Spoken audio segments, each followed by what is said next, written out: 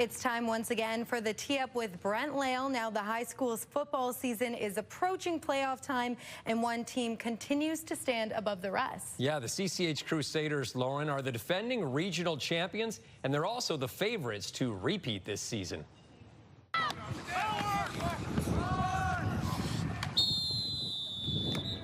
There's Nathan Sams getting the scoring started for CCH, who were hosting Banting in a morning game today. Quarterback Jed Troupish then took over the game, throwing a score here to Caden McCready.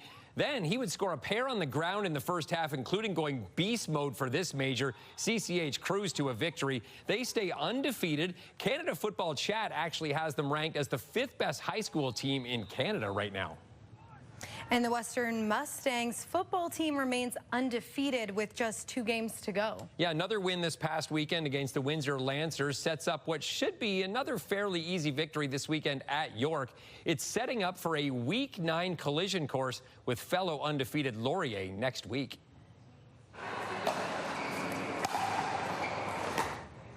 There was some intense pickleball action. What a rally here this past weekend. The Canadian Championships were being played at the new indoor Smash facility on Warncliffe Road. The top players from across the country were here, and Canada then held its training camp. It's a huge get for this brand new facility. Such a big deal for London. Brand new facility, like you mentioned, Smash Pickleball, beautiful place to host it. I know a lot of people have said that the facility is just so wonderful to play in, so we're thrilled to host all this top-end Canadian talent in London. It was a good week for London's junior hockey teams, going a perfect 4-0. Yeah, the London Knights got their first 2 victories of the season, and they're now out of the conference basement with 2 home games coming up this weekend. As for the London Nationals, they put a perfect 8-0 start on the line at home tonight. It was a special day for girls hockey in the region this past weekend. The St. Thomas Panthers celebrated Panther Day, bringing 36 teams and more than 500 girls players to the city. They even collected feminine products and had a full day of action, fun, and activities. I just think it's like a full day of bringing the entire community together.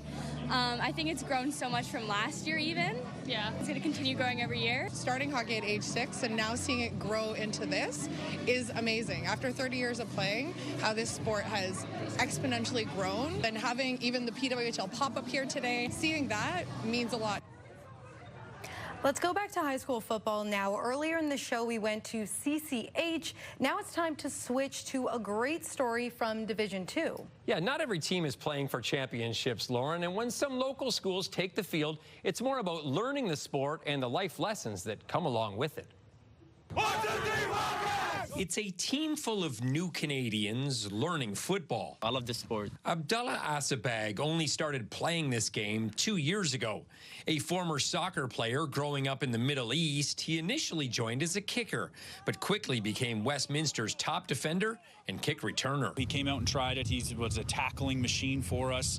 And now this year, again, he's back. He's had multiple interceptions this year. It's been a really good process and really fun to watch him develop. Like many of his teammates at this high school with a diverse population base, his journey to Canada was life-changing. He was a young boy in Syria during the refugee crisis. His family fled to Jordan in 2013. In Syria, we used to hear, the bombs and all of that. It used to be really scary, but, we got used to it. But, my parents, they said we just have to move to Jordan because it's not safe to live in Syria. 7 years ago, they flew here to Canada. You know what?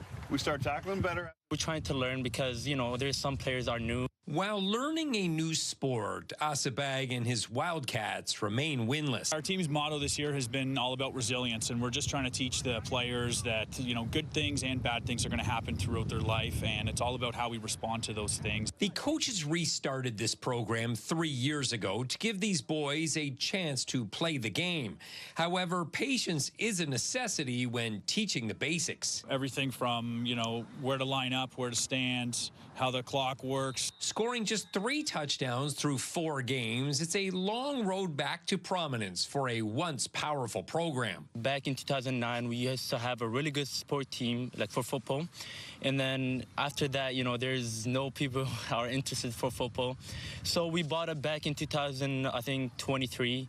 And then I think here we're just competing. A former three-time Yates Cup champion with the Western Mustangs, Adrian Kaiser has found coaching these Wildcats rewarding, but also an eye-opening experience. We put it on the announcements football meeting. I showed up to the meeting. I had 120 kids in the building or in the room. I thought, this is awesome. I held up an American football, and all of them thought that we were talking about soccer. But it's been a lot of fun, and it's been a good process for everybody. Brent Lale, CTV News.